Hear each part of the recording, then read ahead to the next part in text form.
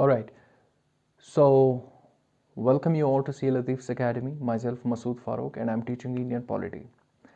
हमने जो है प्रीवियस टॉपिक्स कंप्लीट करवाए हैं जिसमें से हमारे more than 50% syllabus is I think almost done. तो उसके बाद जो हमारा टॉपिक आता है वो आता है पॉलिटिकल सिस्टम्स। तो पॉलिटिकल सिस्टम ऑफ इंडिया जानने से पहले हमें ये ज़रूरी देखना है कि बाकी कंट्रीज़ में किस तरीके का सियासी निज़ाम चल रहा है। ठीक है, ओके। तो शुरुआत करते हैं कि किस तरीके के पॉलिटिकल सिस्टम्स अभी तक चल रहे हैं जिनको हमने पढ़ा हुआ है। तो सबसे पहले हम पढ़ेंगे फेडरल सिस्टम और उसके बाद जो है देखेंगे यूनिटरी सेंट्रल और उसके बाद जो है देखेंगे हम कॉन्फेडरल सिस्टम। ठीक है, कॉन्फेडरल सिस्टम यानी इनके साथ आप ये भी कर सकते हो फेडरल सिस्टम गवर्नमेंट, उसके बाद यूनिटरी सिस्टम गवर्नमेंट, उसके बाद आप देख लो कॉन्फेडरल सिस्टम ऑफ गवर्नमेंट। तो ये तरीके हैं कोई भी हुकूमत या कोई भी निज़ाम चलाने के लिए किसी भी कंट्री में। तो coming to the first part of the political system which is the federal system. देखिए फेडरल सिस्टम क्या होता है ना कि यहाँ पर डिवीजन ऑफ पावर्स होता है। डिवीजन ऑफ पावर्स होता है किस किस के दरमियान, सेंट्रल गवर्नमेंट के दरमियान और स्टेट्स के दरमियान। स्टेट्स के पास कुछ पावर होता है और सेंट्रल गवर्नमेंट के पास कुछ पावर होता है, तो उसको बोलते हैं फेडरल स्ट्रक्चर। दोनों मिला के आपस में जो कंट्री को चलाते हैं उसी को हम फेडरल स्ट्रक्चर बोलते हैं। ठीक है, ठीक है। अब आप यहाँ पर देख लोगे फेडरल सिस्टम, फेडरल स्ट्रक्चर में जो है सिस्टम कैसा होता है। देखिए उसमें तीन तरीके के आपको सिस्टम्स मिलेंगे। एक तो आपको लेजिस्लेचर मिलेगा, दूसरा आपको एग्जीक्यूटिव मिलेगा और तीसरा आपको जुडिशरी मिलेगा। किस में? फेडरल सिस्टम में। ठीक है, okay. Now coming to the next system which is the unitary system government. ठीक है, उसको ये क्या होता है ना, यूनिटरी सिस्टम ऑफ गवर्नमेंट में सेंटर के पास सारे पावर्स होते हैं और वो स्टेट्स को चलाता है, उसको बोलते हैं unitary system of government. And now coming to the third system of the politics, तो वो है confederal system of government. Confederal system of government एक अनोखी सी गवर्नमेंट है, यानी कि स्टेट के पास ही पावर होते हैं, वही यूनियन को चलाते हैं। ठीक है, तो ये हमारे पास जो है पॉलिटिकल सिस्टम्स थे। अब हम देखेंगे हिंदुस्तान में किस तरीके का पॉलिटिकल सिस्टम है। जब हमने बात की थी फेडरल सिस्टम की तो हमारे जहन में कुछ कुछ आया था कि हमने जब फेडरल सिस्टम पढ़ा तो हमने पढ़ा कि वहाँ पर पार्लियामेंट होता है, यानी कि लेजिस्लेचर होता है। और हमने देखा फेडरल सिस्टम में अरे यार वहाँ तो वो भी होता है, एग्जीक्यूटिव्स भी होते हैं। हमारी कंट्री में भी एग्जीक्यूटिव्स है। और साथ ही साथ में जब हमने फेडरल पढ़ा तो तीसरा पार्ट जो था वो जुडिशरी था। अरे भैया हमारे पास भी तो जुडिशरी है, यानी अपेक्स बॉडी जिसका सुप्रीम कोर्ट है। तो कुछ ना कुछ हमारी कंट्री में फिर फेडरल सिस्टम ही है। क्या वाकई में फेडरल सिस्टम है या नहीं, ये भी हम इस वीडियो में जानेंगे। तो चलिए स्टार्ट करते हैं। देखिए गवर्नमेंट ऑफ इंडिया की जब हम बात करते हैं तो यहाँ पर जो मैंने तीन अभी बताए हैं, तीन बॉडीज़ वो ही रन करते हैं, जैसे लेजिस्लेचर, एग्जीक्यूटिव एंड जुडिशरी। तो स्टार्टिंग विद लेजिस्लेचर, लेजिस्लेचर में क्या आता है, हमारा पार्लियामेंट आता है। और पार्लियामेंट जो है इंडिया का वो क्या है, by cameral. What is bicameral? Means there are two houses of the parliament. One is the upper house and second one is the lower house. Upper house को क्या बोलते हैं, राज्यसभा, और lower house को क्या बोलते हैं, लोकसभा। ठीक है, okay. So this is the legislature. अब लेजिस्लेचर का काम क्या होता है, असेंबली का काम क्या होता है। देखिए जितने भी कवानीन बनते हैं, जितने भी पॉलिसीज बनते हैं वो सारे असेंबली में ही बनते हैं। ठीक है, अब लॉ मेकिंग, लॉ फ्रेमिंग हो, पॉलिसी मेकिंग हो, या किसी भी प्रकार की अगर इवन की कॉन्स्टिट्यूशन अमेंडमेंट लानी हो तो वो सब कुछ जो है असेंबली में ही होता है, लेजिस्लेचर बॉडीज़ ही करते हैं। ठीक है, ओके। अब इन्होंने कवानीन तो बनाए हैं, यानी कानून इन्होंने बनाए हैं, कुछ पॉलिसीज़ भी लाए हैं। ठीक है, उनको एग्जीक्यूट करने के लिए हमें कोई तो चाहिए, बिल्कुल। तो उसके लिए बनी है एग्जीक्यूटिव। क्या बना है, एग्जीक्यूटिव। अब एग्जीक्यूटिव क्या करते हैं ना, एग्जीक्यूटिव ये जो लॉज बने हैं लेजिस्लेचर में या पॉलिसीज बने हैं, इनको एनफोर्स करने के लिए, एनफोर्स इन द सेंस कि इनको एक्शन में लाने के लिए जो है कुछ बॉडीज़ हैं, तो वो यहाँ पर मौजूद है। अब एग्जीक्यूटिव्स जो है ये उनको ये जो कवानीन बने हैं या पॉलिसीज़ बने हैं उनको एक्चुअल शेप में ला रहे हैं। कोई तो ला रहा है, कौन ला रहा है? देखिए इसकी भी दो बॉडीज़ हैं। एग्जीक्यूटिव जब हम पढ़ते हैं तो उसके दो टाइप्स हैं, एक होता है परमानेंट और दूसरा होता है पॉलिटिकल। ठीक है, अब ये जो पॉलिटिकल एग्जीक्यूटिव्स होते हैं ना, पॉलिटिकल एग्जीक्यूटिव्स आपके प्राइम मिनिस्टर साहब हो गए, आपके सदर साहब हो गए यानी president of India, and council of ministers हो गए।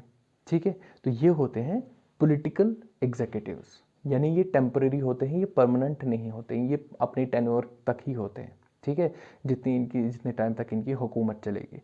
अब जो परमानेंट एग्जीक्यूटिव्स होते हैं, तो परमानेंट एग्जीक्यूटिव्स जो होते हैं उसमें सारे सिविल सर्वेंट्स आते हैं। ठीक है, सारे सिविल, जैसे आईएएस आ गया, आईआरएस आ गया, आईएफएस आ गया, तो ये सारे जो हैं परमानेंट एग्जीक्यूटिव्स हो गए हैं। ठीक ठीक है। And now coming to the third part of the federal system and the government of India is the judiciary. What is judiciary? Judiciary is, judiciary देखिए, जब कवानीन बने, लेजिस्लेचर में कवानीन बने और फिर एग्जीक्यूटिव्स ने उनको एनफोर्स कर दिया, अगर लेजिस्लेचर और एग्जीक्यूटिव के दरमियान कॉन्फ्लिक्ट आ गया तो उन कॉन्फ्लिक्ट्स को रिजॉल्व करने के लिए कौन है? Judiciary body, and which is the supreme court of India. ठीक है, तो ये सारे ये कॉन्फ्लिक्ट्स वगैरह जो है संभालते हैं। ठीक, और भी सुप्रीम कोर्ट के तो अनगिनत काम है, लेकिन यहाँ पर अगर मैं गवर्नमेंट की बात करूँ तो ये सारे जो लेजिस्लेचर और जो एग्जीक्यूटिव के दरमियान कॉन्फ्लिक्ट्स होंगे तो वो कौन देखेगा? Judiciary. Apex body is supreme court. All right, okay. So now coming to our country. अब आप बताइए मुझे कि आपने ये सारा सिस्टम जो पढ़ा है तो आपको क्या लगा कि एक टर्म होती है ट्रू फेडरेशन। क्या हिंदुस्तान में ट्रू फेडरेशन है? मैं आपको ट्रू फेडरेशन की डेफिनेशन पहले बता दूंगा, फिर आप डिसाइड करोगे कि ये है या नहीं है। ट्रू फेडरेशन होता है जब छोटी छोटी स्टेट्स आपस में एग्रीमेंट करती है और डिसीजन लेती है कि हम एक यूनियन बनाएंगे, हम एक यूनियन बनाएंगे, और फिर वो जो है डिस्ट्रीब्यूशन ऑफ पावर्स उसमें हो जाता है। जिस तरीके से, मैं आपको एग्जाम्पल भी दे देता हूँ यहाँ पे, जैसे यूनाइटेड स्टेट्स ऑफ अमेरिका है, जैसे ऑस्ट्रेलिया है, वहाँ पर जो स्टेट्स हैं वो जो है आपस में मिली, उन्होंने एग्रीमेंट किया और उन्होंने जो है एक बोला है कि हम एक एग्रीमेंट के तहत एक यूनियन बनाएंगे, और फिर उनका जो है डिस्ट्रीब्यूशन ऑफ पावर्स हो गया, तो उन्होंने अपना सिस्टम ये रखा है। That is called true federation. क्या हिंदुस्तान में ट्रू फेडरेशन है? यस और नो? नो, हिंदुस्तान में ट्रू फेडरेशन नहीं है। फेडरल स्ट्रक्चर है बेशक, लेकिन ट्रू फेडरेशन नहीं है। क्यों? क्योंकि यहाँ पर एग्रीमेंट नहीं हुआ है स्टेट्स का। स्टेट्स ने यूनियन को नहीं बनाया है, बल्कि यूनियन से हमने कार्व किया है, यानी यूनियन से हमने स्टेट्स निकाले हैं, स्टेट्स को बाय अलग अलग किया है।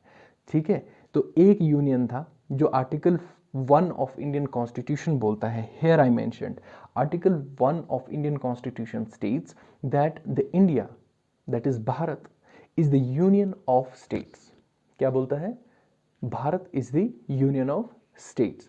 तो फिर आपका जो है यूनियन तो बन गया, लेकिन आपके स्टेट्स ने एग्रीमेंट नहीं किया, बल्कि स्टेट्स को आपने कार्व किया है यूनियन से। दैट मीन्स फेडरल स्ट्रक्चर है। फेडरल स्ट्रक्चर को कोई डिनाई नहीं कर सकता, इंडिया में फेडरल स्ट्रक्चर है, लेकिन ट्रू फेडरेशन नहीं है। समझ आया? ठीक है। अब इस फेडरेशन को फिर क्या बोलें? अब ये ट्रू फेडरेशन तो है नहीं, यहाँ से फेडरल सिस्टम भी है, तो फिर इस फेडरेशन को बोलें क्या? इस फेडरेशन को बोलते हैं क्वासी फेडरल सिस्टम। क्या बोलते हैं? Quasi federal system. जब मैंने आपको जो है सोर्सेज ऑफ इंडियन कॉन्स्टिट्यूशन पढ़ाया था, तब मैंने आपको बोला था ये जो क्वासी फेडरल सिस्टम है, ये हमने कहाँ से बोरो किया था? कनाडा से। कहाँ से? कनाडा से हमने बोरो किया था क्वासी फेडरल सिस्टम। और क्वासी फेडरल सिस्टम एक ऐसा फेडरल सिस्टम है कि वहाँ पर डिस्ट्रीब्यूशन ऑफ पावर्स तो होता है बिटवीन सेंटर एंड जो division of powers actually centre and states, लेकिन वहाँ पर थोड़ी सी इंक्लिनेशन जो है ना वो सेंटर की ओर होती है, यानी कि सेंटर थोड़ा पावरफुल होता है। ठीक है, ओके।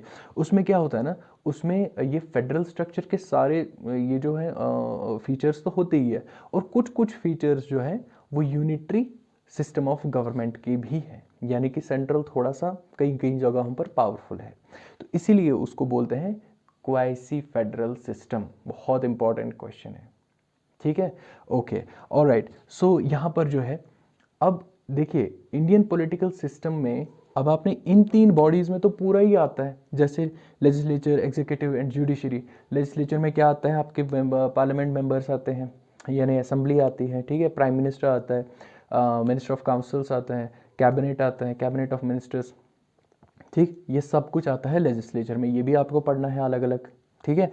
एग्जीक्यूटिव्स में क्या क्या आता है, प्रेसिडेंट आता है, ठीक है, प्राइम मिनिस्टर आता है, तो ये सब कुछ आपको अलग अलग पढ़ना है। ऑलरेडी मैंने आपको प्रीवियस लेक्चर्स में थोड़ा ओवरव्यू दिया है, लेकिन आपको अलग अलग आर्टिकल्स इन डिटेल ये पढ़ना है, ठीक है। And now coming to the judiciary. Judiciary में सुप्रीम कोर्ट आता है, सुप्रीम कोर्ट के पावर्स क्या क्या हैं, ये भी तो हमें थोड़ा बहुत देखना है ना, तो इसका भी हम देख लेंगे, ठीक। तो अब हम शुरुआत करते हैं द प्रेसिडेंट से, ठीक। अब हम प्रेसिडेंट से स्टार्ट करेंगे और धीरे धीरे इसको ख़त्म करेंगे, एक दो करीबन 3 लेक्चर्स में हम इसको फिनिश करेंगे। तो अभी हम स्टार्ट करेंगे द प्रेसिडेंट।